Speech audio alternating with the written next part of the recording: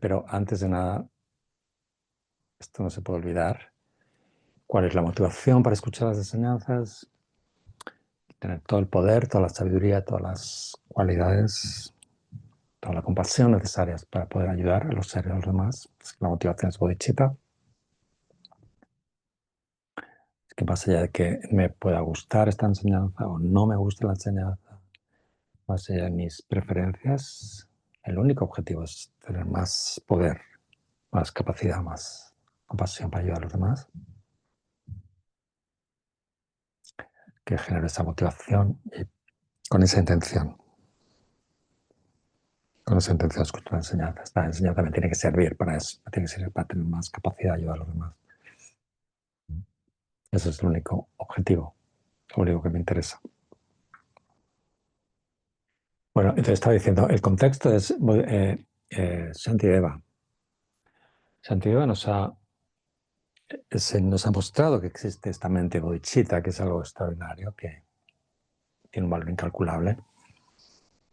Y ya nos está diciendo que para poderla desarrollar, para poderla sostener, para hacer que crezca,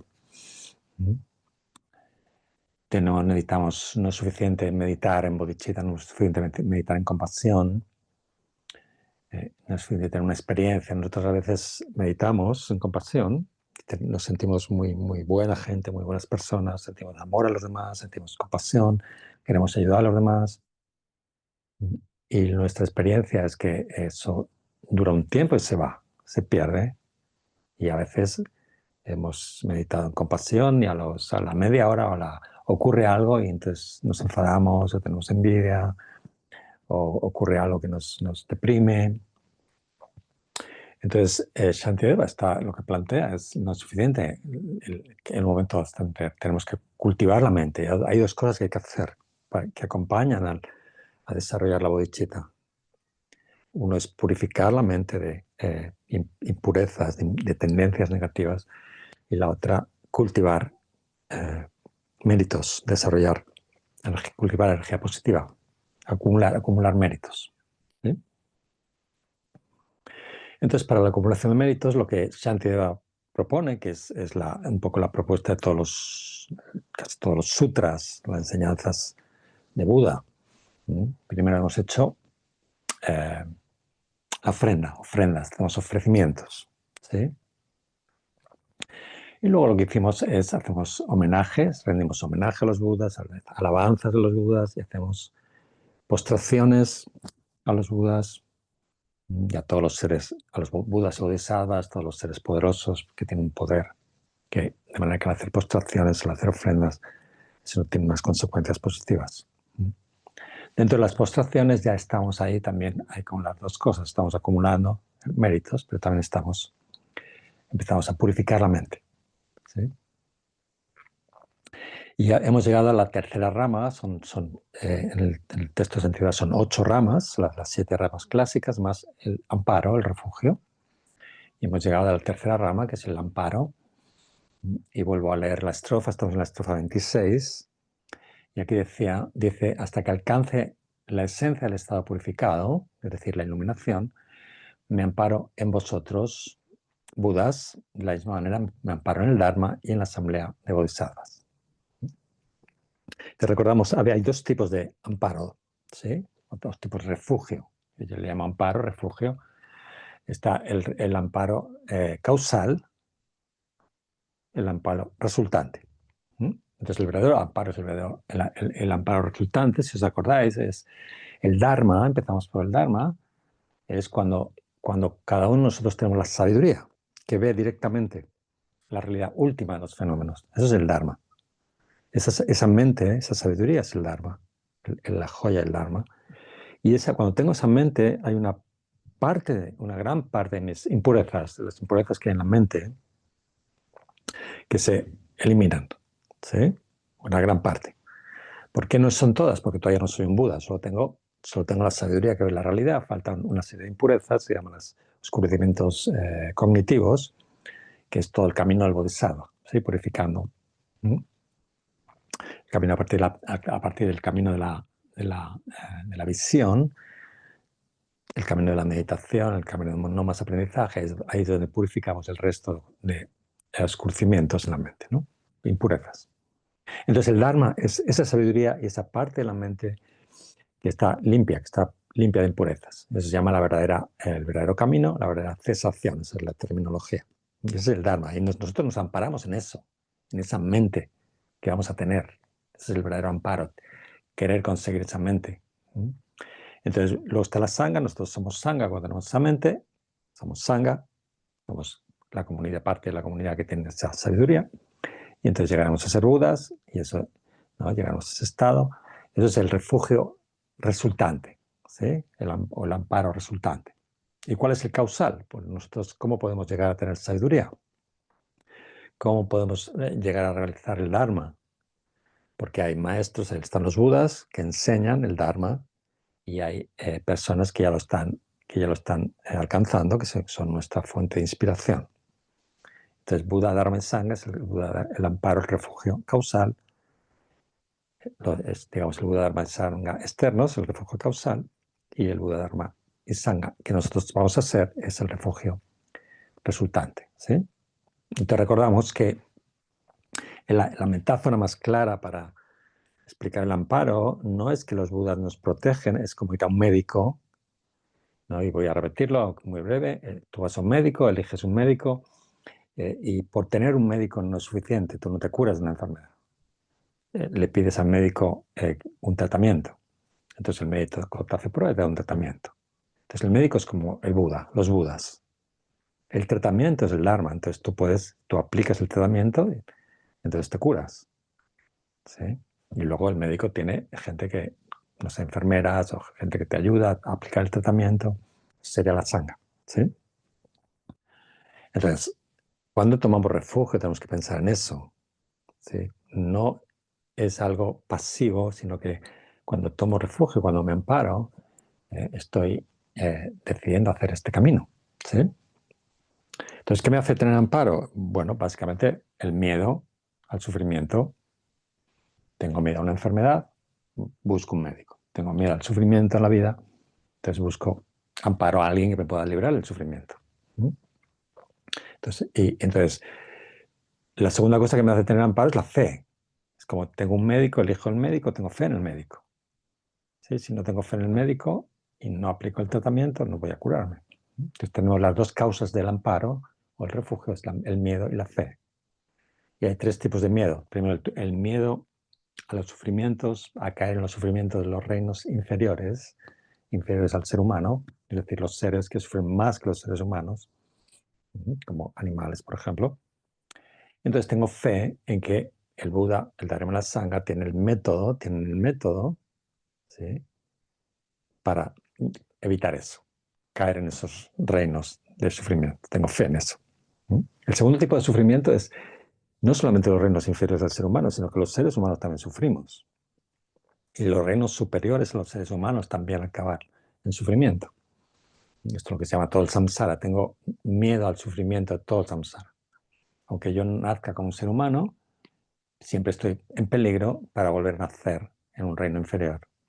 Aunque renazca como lo que se llaman los dioses, un dios con mucho poder y con mucha paz, siempre estoy en peligro de volver a caer en un reino inferior. Entonces tengo miedo a eso, entonces tengo fe en que el Buda, el Dharma, la Sangha pueden salvar esto.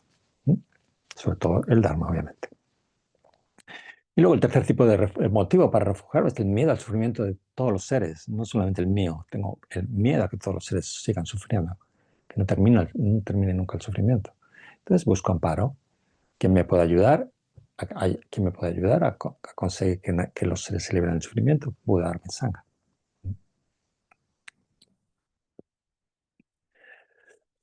Entonces, cuando nos amparamos, uno de los efectos de ampararse en Buda, Dharma y Sangha es que esto nos impide, ¿sí?, renacer en los reinos inferiores. ¿Sí? Renacemos como ser humano. Es decir, es que se dice el refugio, el amparo, cierra la puerta de los reinos inferiores. Esa es una de las consecuencias. Es que es algo muy poderoso.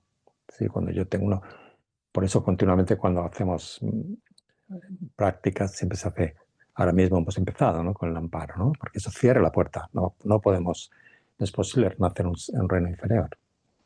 Pero además, el segundo resultado es que gracias al amparo, nosotros en las vidas futuras vamos a tener el hábito de mantener la ética, la moralidad, y el lugar en el que vivimos vamos a tener condiciones para practicar. Entonces, tener el hábito para cultivar la moralidad, la ética, no hacer daño, es muy importante para seguir naciendo como un ser humano. Entonces, ¿cuál sería, digamos, cuál es la norma, ¿sí?, cuando te amparas? ¿Cuál es el... ¿qué significa en la práctica? Y es justamente lo que hemos leído, una de las sutras que hemos leído al principio. Entonces, amparar significa, voy a leerlo otra vez, cuando dice yo me estoy amparando en los Budas, ¿qué significa? Significa no cometer ninguna acción nociva, realizar acciones perfectas y beneficiosas, dominar la propia mente. Esta es la enseñanza de Buda. Entonces, cuando nosotros seguimos esas pautas, entonces me estoy amparando en el Buda, Dharma Sangha. Acciones perfectas y beneficiosas son acciones que intentan no hacer daño a nadie, ¿sí?, beneficiar lo más posible a los demás. Entonces, ¿qué significa eso? Si yo me amparo en el Buda Dharma Sangha, dejo de buscar amparo, usamos esa terminología, busco refugiarme en guías que me lleven a hacer daño a los demás. Dejo de entrenar la mente para hacer daño a los demás. Dejo de asociarme a personas que hacen daño a los demás. Esa es la línea, lo que significa ampararse, ¿sí? Entonces hay personas que realmente hacen eso, su enseñanza es hacer daño, ¿cómo hago daño? ¿Sí? Entonces nosotros paramos eso, ¿sí?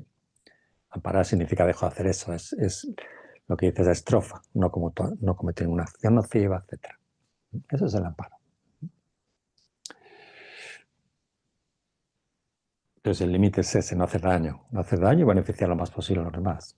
Luego dominar la propia mente, porque si no domino la mente, obviamente no puedo evitar hacer daño. Mi mente me controla y acabo haciendo daño a los demás. Bueno, ahora viene la siguiente rama, es la confesión. Entonces solo hay una estrofa para el amparo, y ya he dicho que es muy poderoso el ampararse.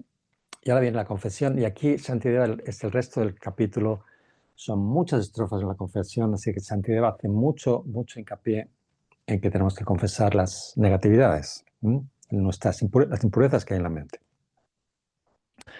Aquí estamos en la estrofa 27, la 27 a la 65, son un montón de estrofas para entrar, y Shantideva nos va a explicar, y él lo toma, y se ve mucho en muchos sutras, cómo se realiza la confesión.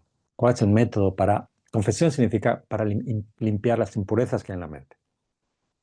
Así que por un lado hay algo muy incómodo cuando alguien nos señala nuestra parte más oscura, pero por otra parte tenemos que sentir muchísima gratitud hacia los maestros, hacia los Budas, Shantideva en este caso, que nos han enseñado cómo limpiar la mente, cómo purificar la mente.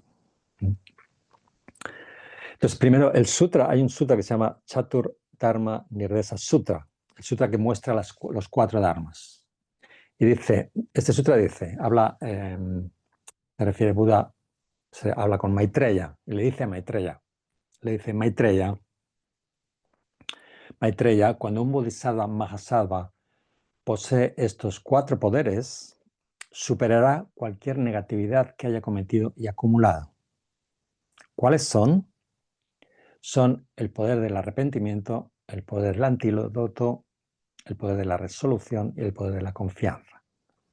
Bueno, estos 4 poderes, en estos 4 es lo que se basa todo el discurso de Shantideva. Estos 4 poderes, que son los poderes que purifican cualquier impureza que hay en la mente. Shantideva tiene otro orden. El orden de Shantideva es primero va a explicar el poder del arrepentimiento, luego está el poder de la confianza, luego el poder del antídoto y luego el poder de la resolución. ¿Y qué significa esto? Pues primero tenemos el arrepentimiento, lo primero que explica Shantideva, y dice que nosotros tenemos que empezar a evaluar, a reconocer nuestras acciones nuestras acciones negativas que tienen consecuencias de sufrimiento. Entonces, la palabra acción negativa, lo he dicho, importante, aquí no estamos un juicio de valor de lo que es correcto y lo que es incorrecto, sino lo que tiene como consecuencia el sufrimiento. Entonces nosotros tenemos que aprender, el arrepentimiento significa evaluar con claridad las acciones negativas. Parte del arrepentimiento es aceptar la responsabilidad por esas acciones, admitirlas y arrepentirnos. ¿Sí? La confianza significa que restaurar la relación con aquellos objetos hacia los que hemos hecho nuestras acciones negativas. Por ejemplo, cuando hago acciones negativas hacia los demás, con alguien, con alguna persona, le hago daño, ¿cuál sería el poder de la confianza? Bodhicitta, amor, compasión.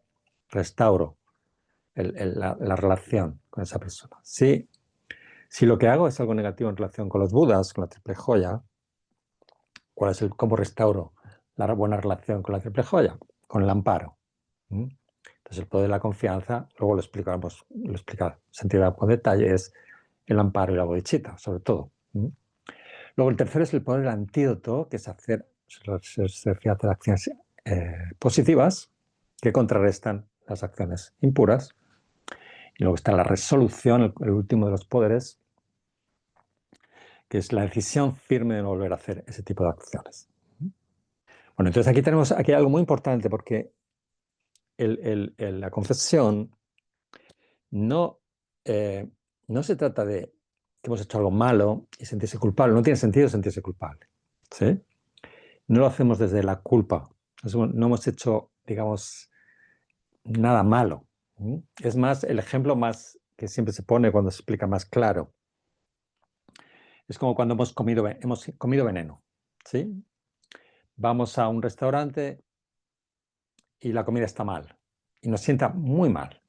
No cualquier cosa, sino que nos damos cuenta que algo muy raro nos está pasando, estamos muy preocupados, sentimos que nos vamos a morir, ¿no? ¿Qué tendrá esa comida? ¿Qué llevará? ¿No? Y entonces sentimos arrepentimiento de haber comido esa comida, de ir a ese restaurante.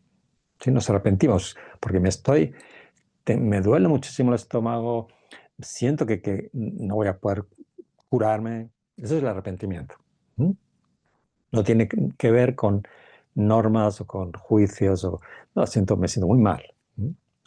Entonces, ¿qué es la confianza? La confianza es busco a alguien que me pueda curar. Voy a un médico, oiga, he hecho esto, alguien que sepa de alimentación, que sepa de venenos, que sepa de, no sé, aparato digestivo.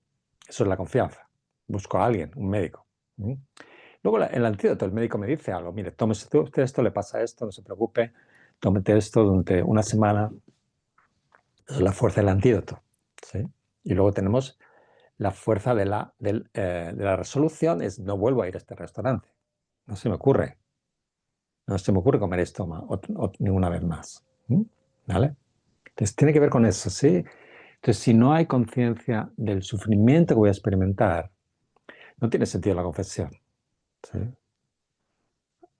Por ejemplo, es que has mentido. Dices una mentira. Si yo no soy consciente de las consecuencias que me trae mentir, no tiene sentido confesarse, porque no es correcto mentir. Porque hay una norma que dice no hay que mentir. Ese no es el enfoque que aquí plantea Shantideva y el budismo. El enfoque es, si yo miento, si soy consciente de las consecuencias que me va a traer a mí, entonces tengo que purificarlo. Entonces aquí tengo que explicar un poco, voy a explicar un poco el karma, más casi todos, para muchos ya es simplemente un recordatorio. ¿Sí? ¿Sabes cómo funciona el karma y qué sentido tiene la confesión que va a plantear Shantideva? Entonces, primero tenemos una acción.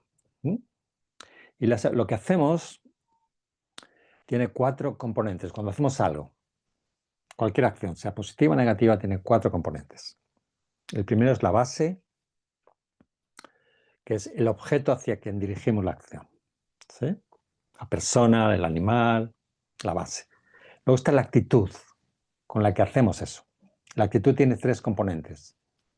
La motivación, ¿cuál es la intención? La presencia de una aflicción, si hablamos de una acción negativa. una aflicción como el enfado, el apego, y luego el discernimiento correcto del objeto. Esa es la actitud. Luego tenemos la realización de la acción, y luego tenemos la conclusión en el cual nos sentimos satisfechos de haberlo hecho. Por ejemplo, el otro día hablaba, una de las estrofas, eso que decía, cuando tenemos un pensamiento negativo hacia un bodhisattva, eso puede ser permanecer en un reino de sufrimiento durante muchísimos eones, ¿no? Un momento de enfado, ¿no? La base es un bodhisattva, ¿no? El bodhisattva es una base muy potente. Aquí hay una aflicción de enfado, la actitud es enfado, hay la intención de hacer daño al bodhisattva, digo algo contra el bodhisattva, hablo mal de ese bodhisattva, y entonces además estoy satisfecho de lo que he hecho. Entonces, esas 4 componentes es lo que hace una acción que va a tener esas consecuencias. Entonces, esto es verdad para acciones positivas y acciones negativas. Cuando hago algo positivo, cuando, no sé, enciendo una vela en casa, delante de un Buda, lo que sea, ¿no? Hay un objeto que es la imagen de Buda o el Buda que imagino. Puede haber bodhicitta, le enciendo con bodhicitta, con la motivación de ayudar a todos los seres. Tengo un estado de compasión. Entonces enciendo la vela y me siento muy satisfecho de haber podido encender la vela. ¿Sí? Bueno, entonces una acción tiene 4 componentes. Y una acción sola, con los 4 componentes, tiene 4 resultados.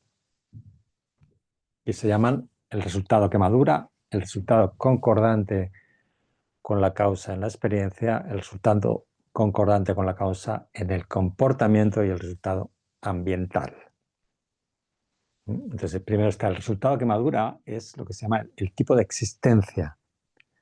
Una acción, por ejemplo, si antes hemos visto, si yo me refugio, me amparo en los Budas, y en un sentimiento de amparo enciendo una vela, entonces voy a renacer como un ser humano.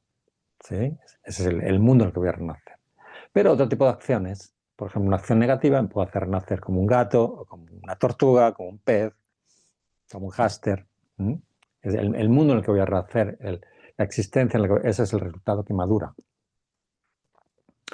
Luego tenemos el resultado concordante con la causa en la experiencia. ¿Sí? En la experiencia, lo que vamos a experimentar. Por ejemplo, puedo nacer como un ser humano porque he tomado refugio, pero tengo una vida muy corta o tengo mala salud porque siendo humano, no sé, hago cosas negativas, hago daño.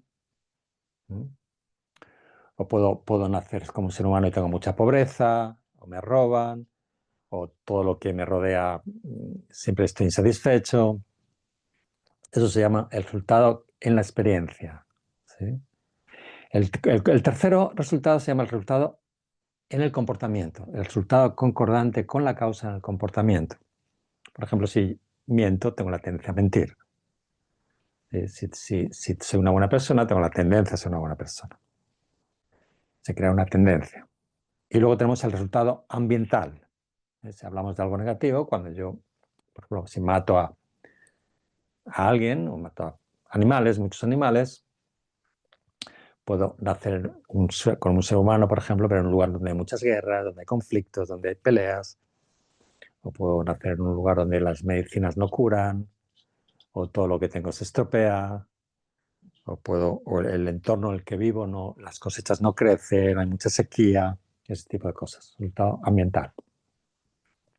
Aquí voy a leer una lista de Nagarjuna. Nagarjuna describe en la Guirnalda Preciosa los efectos en vidas futuras de realizar acciones dañinas. ¿Sí? Y esto es lo que explica, se llama en este texto la Guirnalda Preciosa, Randavali. Nagarjuna dice, por matar se nace con una vida corta. Por la violencia se sufre mucho tormento. Por robar se empobrece. Por el adulterio se tienen enemigos. Por mentir se es vilipendiado. Por hablar de forma divisiva se pierden amigos. Por hablar con dureza se escuchan sonidos desagradables. Si uno se dedica a charlas ociosas, sus palabras serán ignoradas. La codicia destruye los objetos deseados. Se dice que la malicia infunde miedo. Las opiniones erróneas conducen a visiones del mundo perversas. El consumo de sustancias intoxicantes provoca confusión mental. Al no dar regalos, uno es pobre. Los medios de vida erróneos dan lugar a engaños. La arrogancia conduce a una posición de inferioridad. Los celos provocan una apariencia poco atractiva. La ira provoca un mal aspecto. La estupidez no cuestiona a los sabios. Y dice Nagarjuna, estos son los efectos cuando uno renace como humano, pero antes de todo eso hay un mal renacimiento. Es decir, estos son los efectos cuando naces humano, pero antes las consecuencias pueden ser un mal renacimiento. Y continúa Nagarjuna, dice, es bien sabido que estos son los resultados que maduran de estas acciones llamadas no virtudes. Para todas las acciones virtuosas hay efectos opuestos. Entonces aquí está diciendo Nagarjuna que cuando son positivas los efectos son lo opuesto. Bueno, pues este es un texto, él lo toma, Nagarjuna lo toma de los Budas, las enseñanzas, y nos da una idea, ¿no?, de que las consecuencias de las acciones, que es lo que nos va a ocurrir, los resultados en la experiencia por nuestras acciones negativas. Bien, entonces, ¿cómo se purifica esto? Y ahí hablamos, hay un sutra, hay muchos, uno de ellos, un sutra de confesión que se llama el Seoe Dampa. Seoe Dampa. Entonces se dice, hay sutras que son de confesión, sutras de ofrendas, sutras de regocijo, sutras que hablan sobre la impermanencia, sutras que hablan de la sabiduría. Entonces este sutra, que es un sutra de confesión, dice, cualquier persona, aunque haya acumulado maldad durante eones, si confiesa plenamente una sola vez, todo eso será purificado. Así que dice muy claro el sutra, podemos contar durante muchísimas eones, muchísimas vidas, cometer muchísimas acciones negativas, pero si confesamos plenamente con los 4 poderes, todo se purifica. Si no confesamos bien, no purificamos mucho. Así que la idea es que nosotros cuando cometemos algo negativo tenemos que ser conscientes de lo que es negativo, inmediatamente purificarlo. Porque se dice, tenemos que purificarlo inmediatamente. Se dice, ¿no?, esto dice la enseñanza de los lamas, dicen, si hoy cometo una acción negativa, por ejemplo, hablo mal de alguien, ¿sí?, y no confieso hoy, no lo purifico hoy, la enseñanza dice, mañana tengo 2. Tengo la negatividad de hoy, que la sigo teniendo en la mente, sigue estando en la mente, y luego la falta, se llama una falta, de no haberlo confesado. Con lo cual, mañana tengo 2, y pasado mañana tengo 4, y así se va multiplicando, y luego tengo 8. Y hay un refrán muy también conocido entre los lamas, dice, para un sabio, incluso lo pesado se vuelve ligero, mientras que para un tonto, incluso lo ligero se vuelve pesado. Lo que está diciendo es, un sabio inmediatamente purifica, porque purificar, hemos visto, es muy potente, es muy fácil purificar, puedes purificar eones en un momento. Pero una persona como nosotros, que somos muy ignorantes, ni siquiera sabemos lo que es una acción negativa, ni siquiera somos conscientes de las consecuencias de nuestras acciones de cada día. Entonces no purificamos, entonces eso se va creando, se va acumulando, se va multiplicando, ¿no? Y al cabo del tiempo tenemos una inmensa cantidad de algo muy pesado.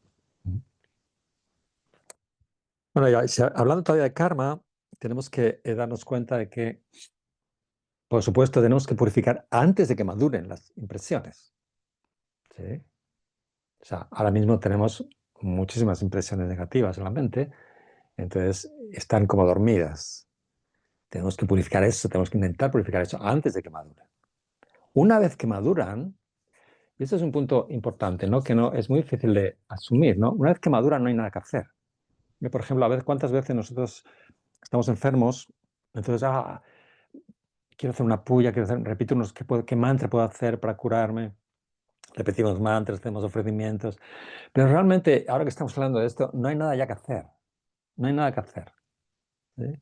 Cuando ya se ha activado el resultado, unas impresiones, y ya lo estás sufriendo, no se puede hacer nada. Lo que pasa es que es verdad, si tú haces mantras o despullas, puedes hacer más breve la duración. La duración de una enfermedad, puedes generar energía positiva y que se active algo positivo. Pero en general, cuando madura un sufrimiento, cuando se activa una impresión negativa y entonces ya estamos experimentando sufrimiento, no hay mucho que hacer. Y esto tenemos que ser muy, muy conscientes. Y luego otra cosa que también que tenemos que saber, ¿sí? Esto es toda la enseñanza del karma, ¿sí? Es que nosotros realmente, las personas como nosotros corrientes, que no tenemos mucha, sobre todo que no entendemos mucho la sabiduría, la vacuidad, nuestra capacidad de purificar no es muy potente, ¿sí? Entonces tenemos que ser conscientes de esto.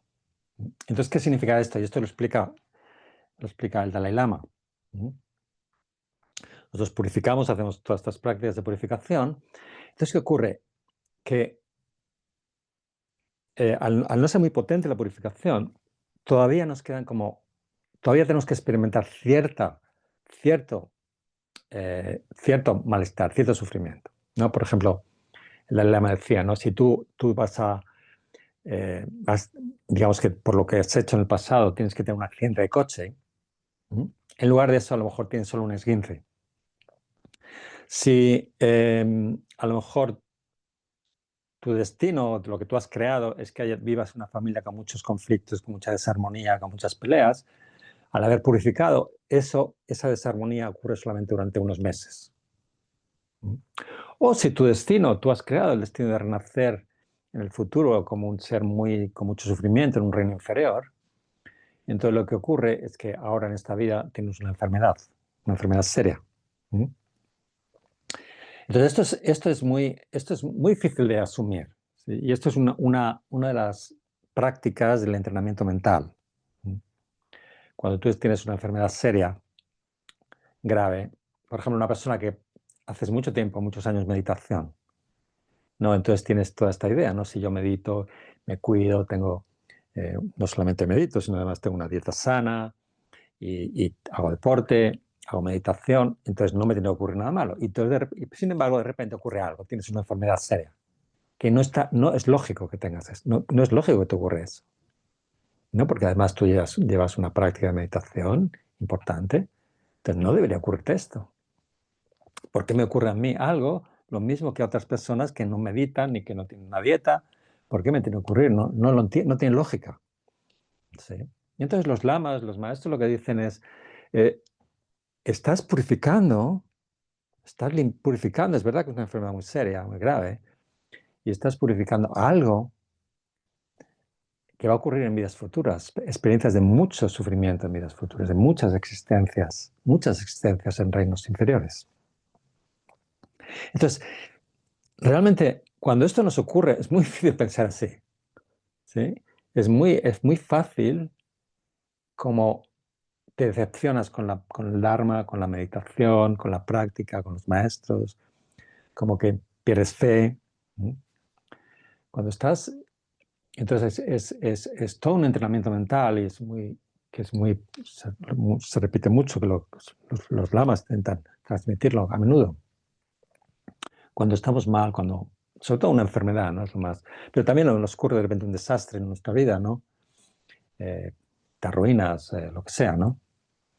Ser capaz de esta forma de pensar, estas son impresiones que hay en mi mente, estoy gracias a esto, ¿sí? Tenemos que sentir, como que el Dalai Lama decía, ¿no? Tenemos que sentirnos afortunados, gracias a esto no voy a experimentar muchas vidas de un sufrimiento infernal.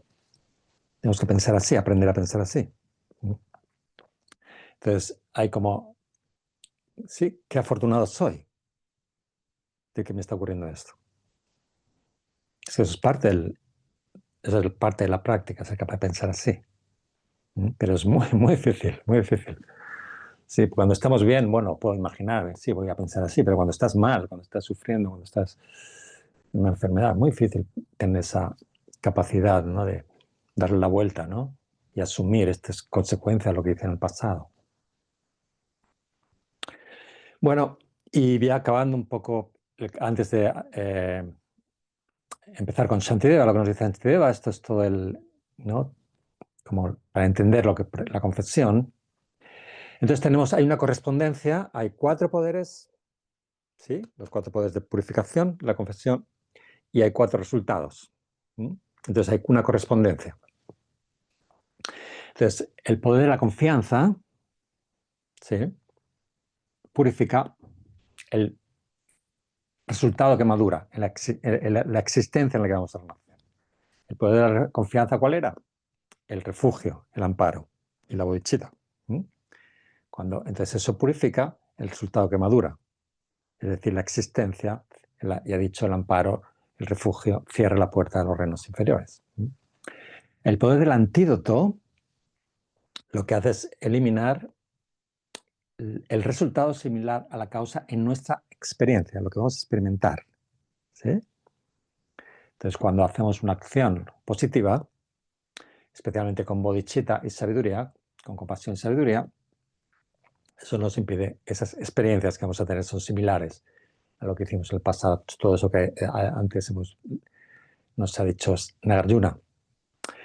El poder del arrepentimiento elimina el resultado similar a la causa en el comportamiento, ¿sí?, en nuestra tendencia a hacer lo mismo, ¿sí?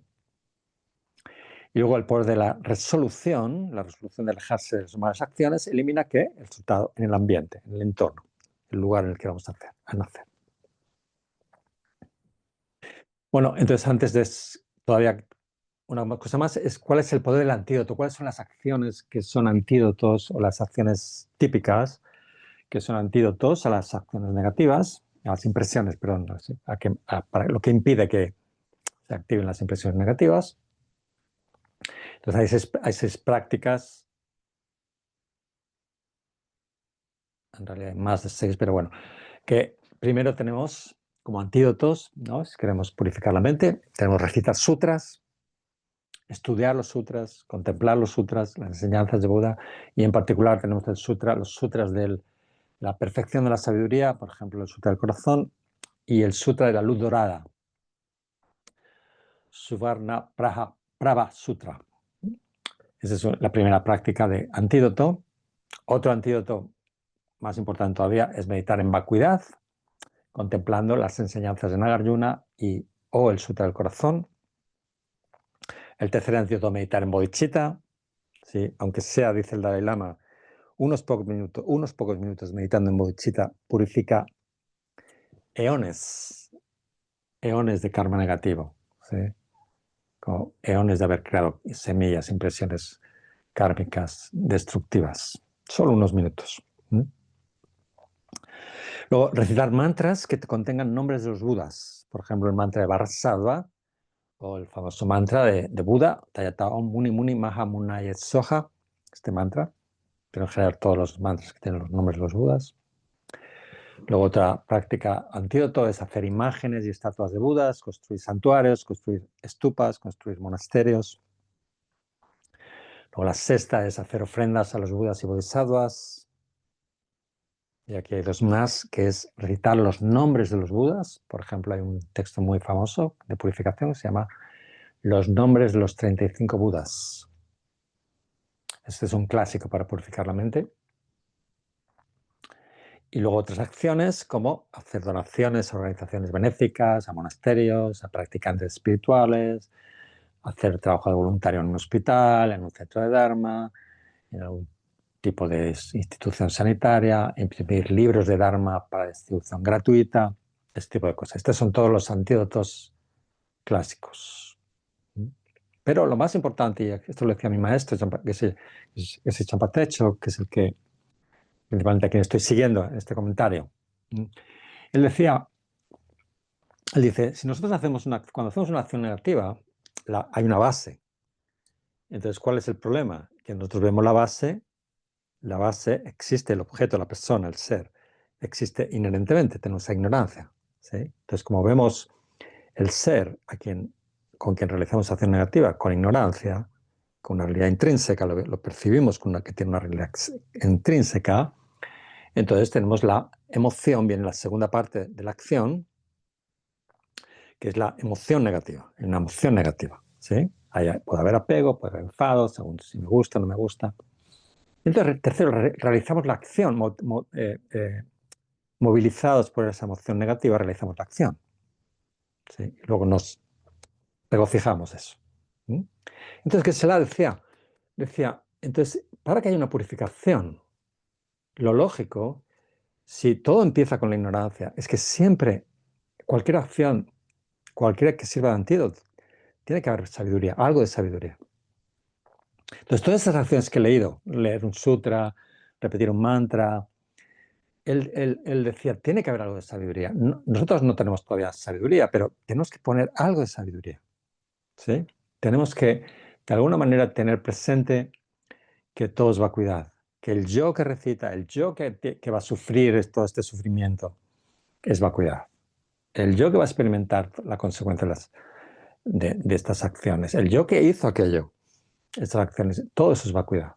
Entonces decía, no es suficiente solo rezar sutras o solo, no sé, dar dinero a hacer una donación, sin sabiduría, como que es necesario que esté incluida, intentar a nuestro nivel, aunque no tengamos una sabiduría, todavía no tenemos sabiduría, ¿no? Introducir sabiduría, de la sabiduría de la vacuidad y bodhicitta. Todo lo que hacemos. Y la bodhicitta, que era ayudar a los demás, en todas las acciones. ¿Sí? Entonces es verdad que hay mantras muy poderosos, los sutras son muy poderosos y purifican. ¿Sí? No es que no sirven para nada, pero la purificación es mucho más débil, ¿no? Si conseguimos, cuando hacemos cualquier antídoto o aplicamos cualquier antídoto, siempre con sabiduría y bodhicitta, con la sabiduría de la vacuidad y bodhicitta, hasta a nuestro nivel. Y recordamos lo que hablábamos el otro día, ¿no? La vacuidad de las tres esferas. El yo, la acción y el objeto de la acción son vacíos, interdependientes. Es que intentamos siempre, en todo lo que hacemos, siempre, a nuestro nivel, introducir la bodhicitta y la vacuidad, la sabiduría. Dice un sutra que se llama el Sutra de la Enseñanza de Akshayamati, Akshayamati Nirresa Sutra. Dice, uno de los beneficios de dedicar méritos a la iluminación, para llegar a la iluminación, es que estos no se consumirán hasta que la iluminación se alcance. Igual que una gota de agua que ha fluido al océano no se consumirá hasta que el océano no se seca. Entonces, cuando nosotros dedicamos los méritos a la iluminación, las acciones negativas no pueden destruirlos. También en el Gandha-vyuha Sutra dice que gracias a la bodhicitta y las virtudes asociadas a ella, las acciones no pueden ser extinguidas por las aflicciones. ¿Sí? Las acciones positivas no pueden ser extinguidas por las aflicciones. Entonces, y ya para acabar, ¿cuáles son los signos, algunos signos, cómo sabemos que estamos purificando? Hay sobre todo dos cosas, ciertos sueños.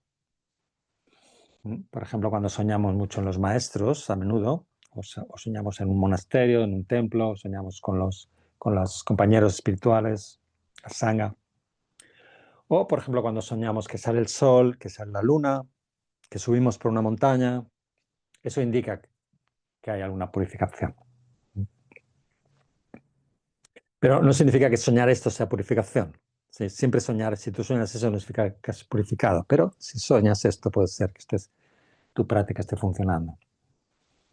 Pero uno de los signos más importantes es que cuando escuchamos enseñanzas, a menudo, o cuando leemos libros, nuestra mente está confusa, no entendemos nada. Y de repente empezamos a entender todo. Cuando escuchamos enseñanzas, cuando leemos libros de Dharma, empezamos a entenderlo, nos resulta muy fácil entender, tenemos la mente mucho más clara, meditamos mejor, tenemos menos resistencias a la enseñanza. Todo eso indica que la mente se está limpiando de impurezas. ¿Sí? Cuando nos cuesta menos integrarlo en nuestra vida, todo eso es... ¿no? Y al revés, ¿no? A veces llegas a una enseñanza y inmediatamente te duermes, ¿no? Y te entra mucho sopor, o empieza la meditación y te duermes. Todo eso son indicios de impurezas en la mente. Entonces, bueno, está bien. si te pasa eso, te das cuenta que hay algo que limpiar, porque si no es muy difícil darse cuenta que tienes que limpiar la mente. Bueno, pues empezamos ya con Shantideva. A ver lo que nos dice. Estamos en la estrofa número 27 y repito, aquí todo lo que va a hacer Shantideva es que nos va a explicar cómo tenemos que hacerlo. Y como él decía en una de las primeras estrofas, él solo está explicando lo que él ha hecho, el camino que él ha hecho. Y entonces la primera estrofa, el 27, la confesión, dice: con las palmas de las manos unidas, imploro a los Budas y Bodhisattvas que moran en todas las direcciones y poseen gran compasión. Entonces, ¿cómo hacemos? Primero nos dirigimos a los Budas. En todas las direcciones. Significa las 4 direcciones cardinales, las intermedias, arriba, abajo. Nos imaginamos, estamos rodeados de Budas, de todos los Budas de todos los tiempos. Sí. Entonces les pedimos que vengan, que nos atiendan, que nos presten atención.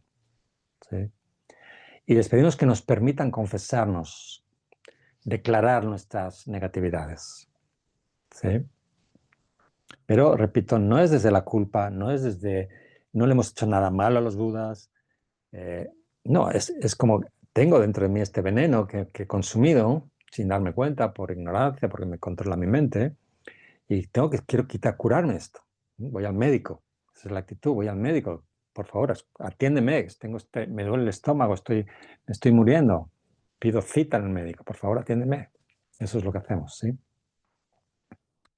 Muy importante recordar esto, ¿no? No caer en culpas, sentimientos, he hecho algo malo, he cometido un pecado, me van a castigar. No, esto tiene que ver con la propia mente, ¿sí? Nuestra mente hay impresiones, nuestra mente fabrica el sufrimiento, ¿sí? Como dirá, luego Shantideva lo dice más adelante, ¿no? Todos esos reinos inferiores no están en ningún sitio, es nuestra mente que fabrica esa realidad, ¿sí? Fabrica esa realidad. Bueno, entonces la estrofa siguiente, ahora empezamos con cómo se confiesa en general, cómo generar, estamos en el poder del arrepentimiento, ¿sí? El poder del arrepentimiento, que es el primero de los poderes, es de la estrofa de la 27 a la 46. Es el primero de los 4.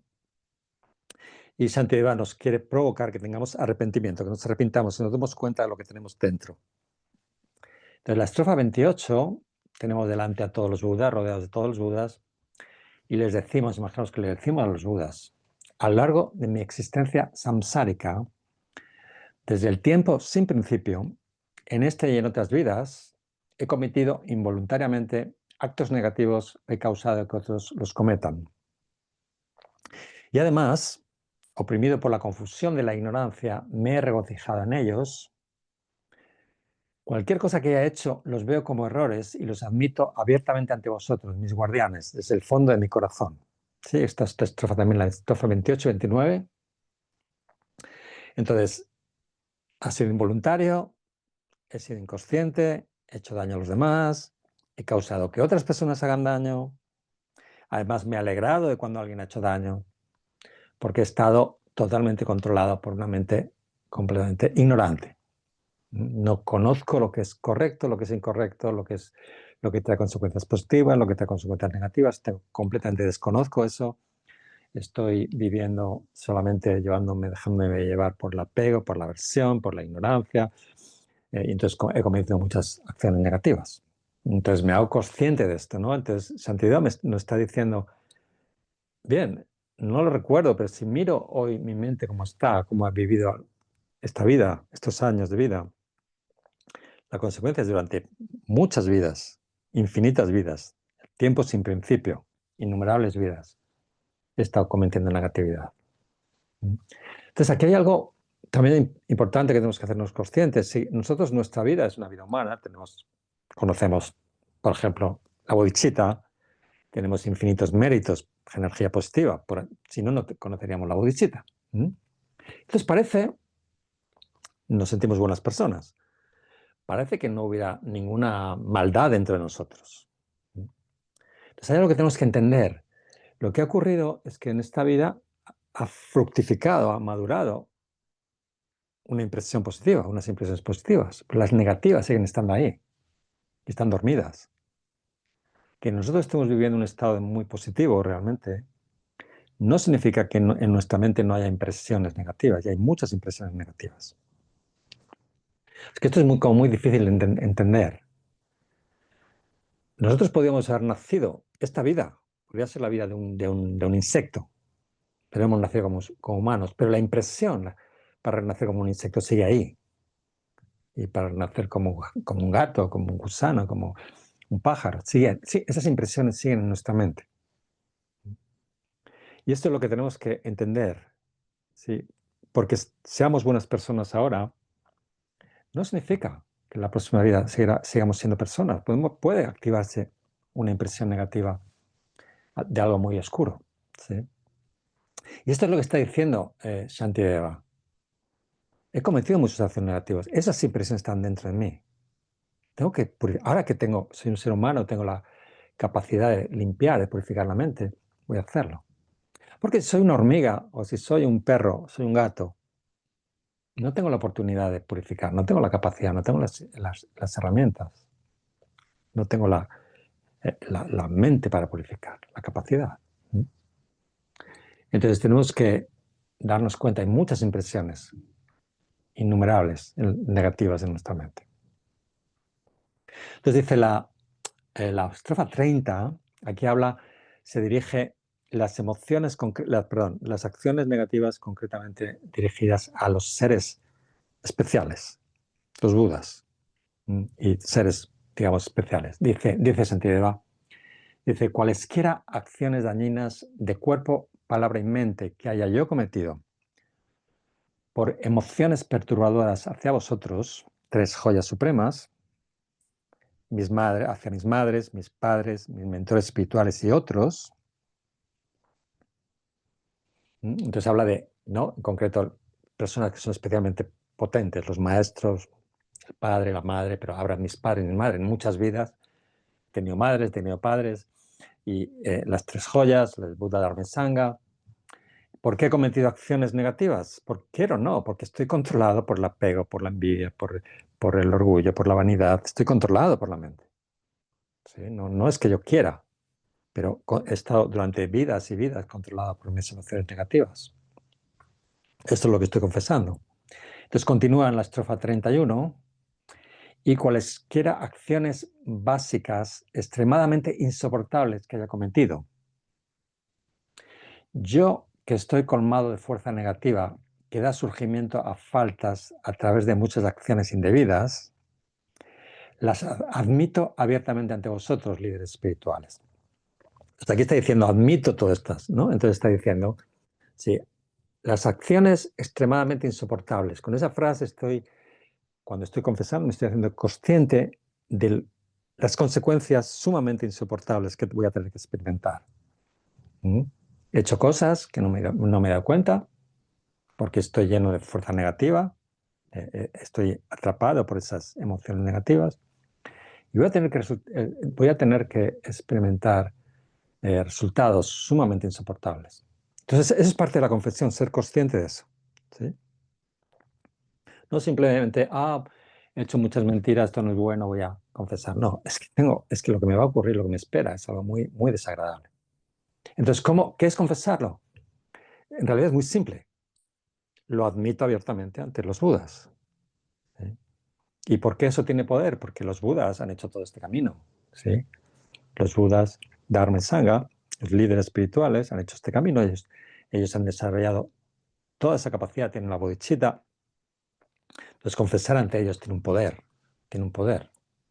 ¿Sí? Entonces, no las oculto, las admito abiertamente. Me abro. ¿Sí?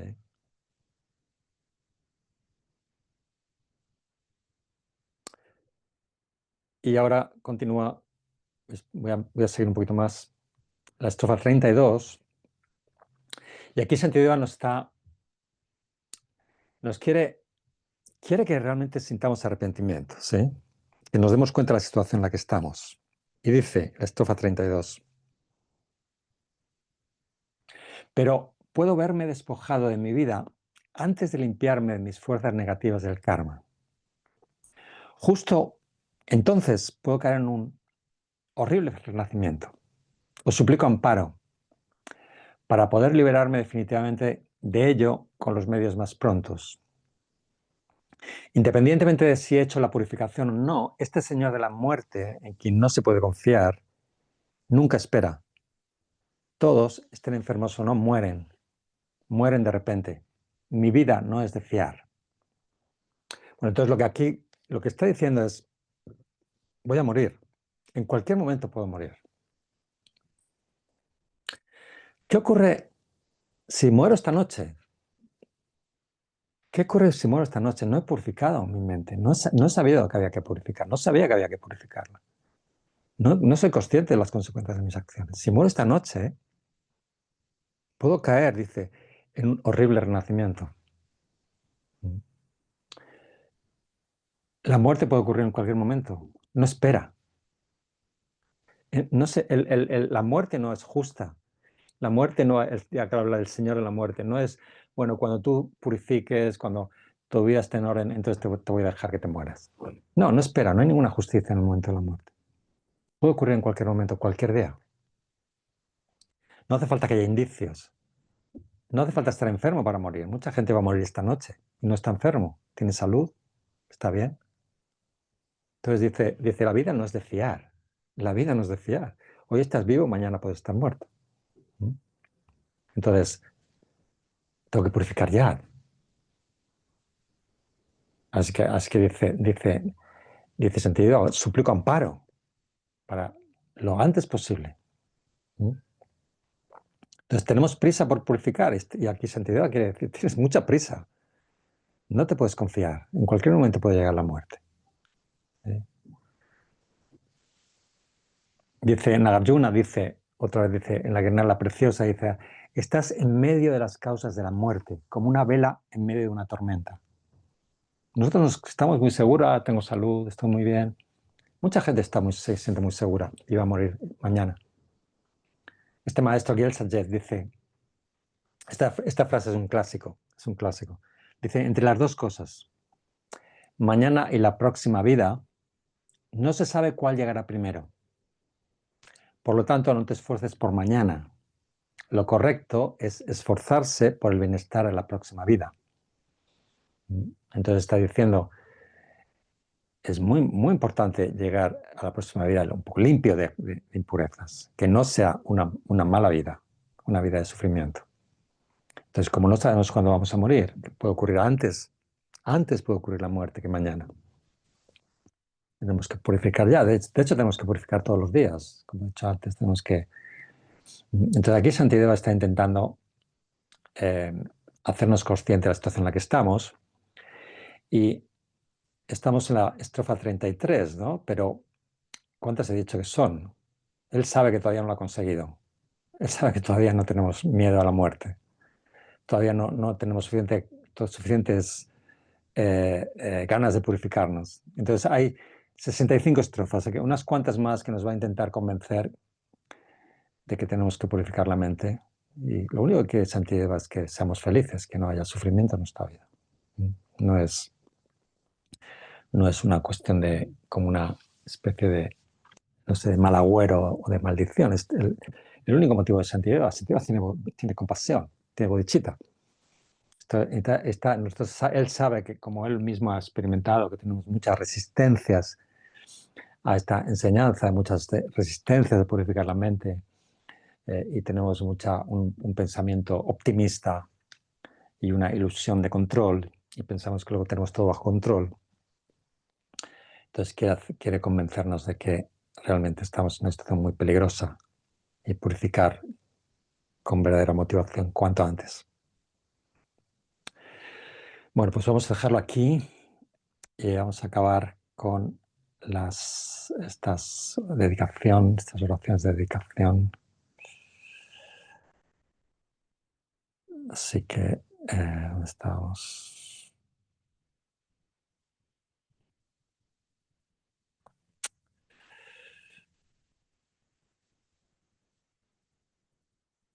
Entonces, es que no conscientes de todas estas impresiones positivas.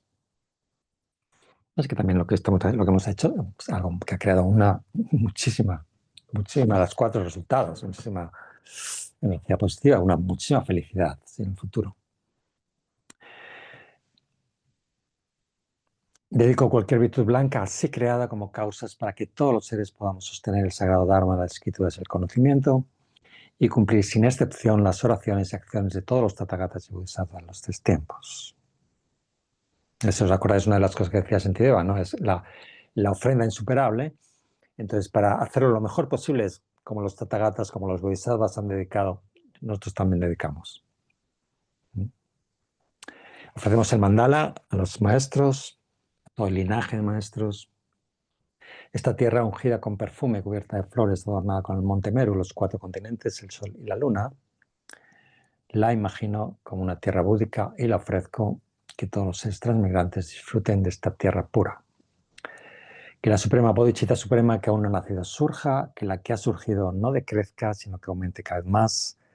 Que la preciosa visión de la vacuidad que aún no ha nacido surja, que la que ha surgido no decrezca, sino que aumente más y más.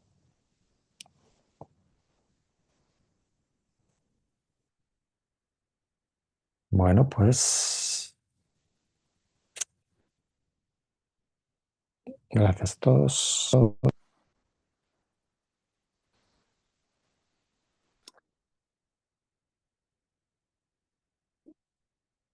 Vale, gracias a todos. Muchas gracias. Muchas gracias. Gracias, Juan. Buenas noches a todos. Gracias. Muchas gracias. Mana. Gracias. Gracias, Juan. Muchas gracias. Muchas gracias, Juan. Gracias a todos. Un abrazo. Gracias. Hasta la Sí, próxima. gracias. Gracias. Ya.